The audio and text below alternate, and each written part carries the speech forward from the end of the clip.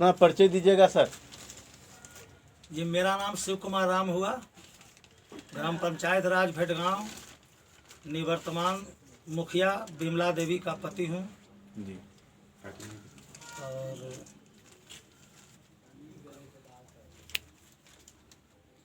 तो है सर पंचायत चुनाव, इस बार कई ऐसे प्रत्याशी हैं, ऐसे लोग हैं जो कि आपके साथ पिछले चुनाव में आपके साथ सक्रिय भूमिका में रहे थे। इस बार उनका साथ आपके साथ से हट चुका है, तो क्या लग रहा है कि उसके बावजूद कोई फर्क पड़ेगा आपको? जी नहीं, कोई फर्क नहीं पड़ेगा उनके हटने से। कोई फर्क नहीं पड़ेगा? जी नहीं, और बढ़िया हो रहा है। बढ़िया हो रहा है। तो उनका कहना है कहीं ना कहीं कि भाई उनके सोच के अनुसार आपका साथ नहीं रहा, इस कारण वो लोग हटे, या क्या माजरा है ये हमको समझ में नहीं आ रहा। वो सब माजरा तो मान लिया जाए आपस का था, वो सब तो बोलना बेकार है अब, क्योंकि अब माने उस पर कोई विश्लेषण टिप्पणी करना मुझे अच्छा नहीं लगता है। हटा दिए। इस बार का जो पंचायत चुनाव है, इस चुनाव में आपको क्या लगता है कि पिछले बार की तरह इस बार भी आपको जन बहुमत मिलेगा? पिछले बार से 4 गुना बहुमत मिलने की संभावना है। वजह क्या है? वजह है कि मैंने विकास कार्य बखूबी जमीन से जुड़कर बहुत ही अच्छे ढंग से सभी वार्ड सदस्यों से मिलकर और ग्रामीण जनता से मिलकर उनसे रूबरू होकर के माने उनके दिली पसंद के हिसाब से किया है। जी। वो बहुत पसंद करते हैं।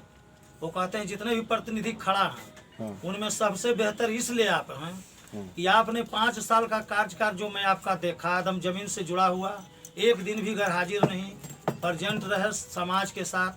जी। इसलिए वो पसंद कर रहे हैं। क्योंकि इससे बेहतर मुखिया नहीं हो सकता है, जो कि मुखिया बनने के बाद लोग बहुत हाई स्टैंडर्ड हो जाते हैं। पिछले बार का जो चुनाव था आपका, उस चुनाव में बहुत सारे ऐसे सहयोगी भी थे जिन्होंने आपको बहुत भरपूर मदद किया, तो इस बार जो है वो आपके साथ नहीं है कुछ लोग, तो इस बार क्या उनका प्रभाव पड़ेगा? उनका प्रभाव न कभी पहले भी थे सहयोगी में, ना अभी पड़ेगा। नहीं पड़ेगा। अब तो और बेहतर होने वाला है उनके हटने से। आप बेहतर स्थिति में हैं जी।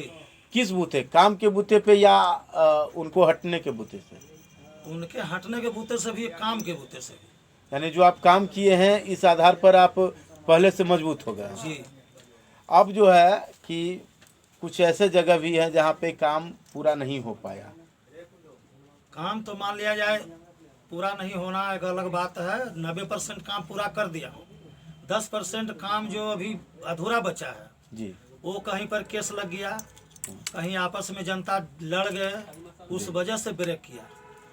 अब क्या प्लानिंग है? जीत जाने के बाद आप क्या? जीत जाने के बाद उस पर पहल करके पहले वो काम को करूंगा मैं, जो बाकी आधा बाकी काम है उसको मैं पहले पूरा करूंगा।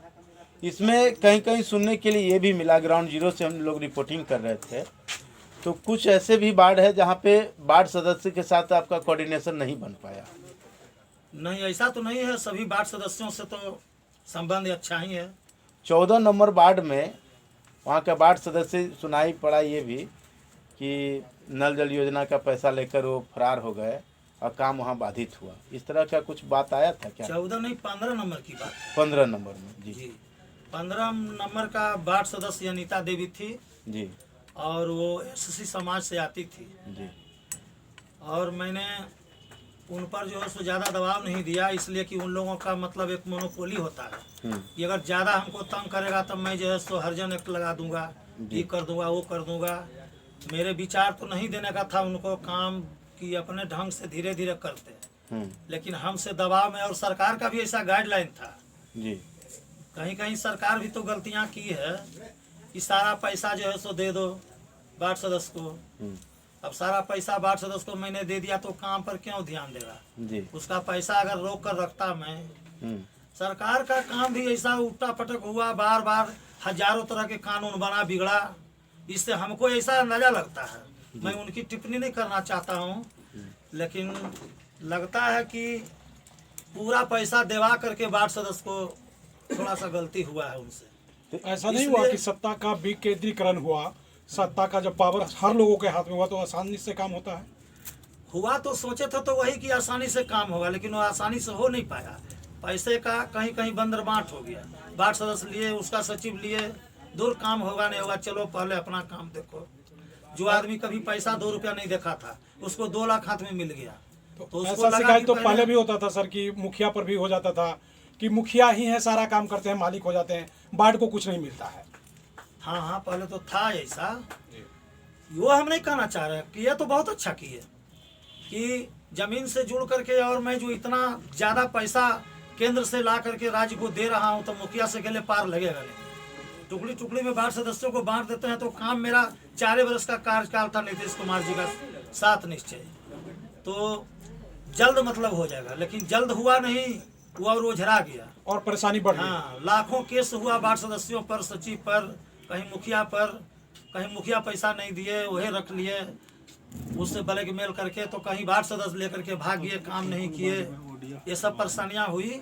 उसी क्रम में मेरा 15 नंबर वार्ड का वार्ड सदस्य जो है। अच्छा, आप ये बताइए सर, आपका जो है आगे का प्लान क्या है? मेरा आगे का प्लान तो अभी चुनाव में व्यस्त हैं, चुनाव लड़ रहे हैं, उसमें मतलब वर्क कर रहे हैं।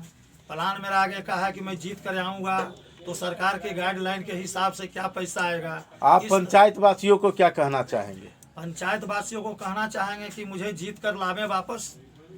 मैं जो विकास किया हूँ, जो मुझे प्रेम दिया जनता, और मैं जो उनको कार्य पर खड़े उतरा हूँ, थोड़ा सा मौका दे करके हमको फिर एक बार पुनः लावे। जो बचा हुआ विकास कार्य है मैं उसको पूरा करूँगा। आप मैं अपने ग्रामवासी भेड़गांव पंचायत की जनता से पुनः आग्रह और अपील करता हूं, निवेदन करता हूं कि मेरा जो छाप मिला है वो बैगन छाप है, क्रम संख्या 6 पर है। पुनः पूरा मेहनत करके सभी काम को छोड़कर जा करके फिर से मुझे जिताने के प्रयास करें, और नीला रंग का बटन दबा करके मुझे विजय बनाना।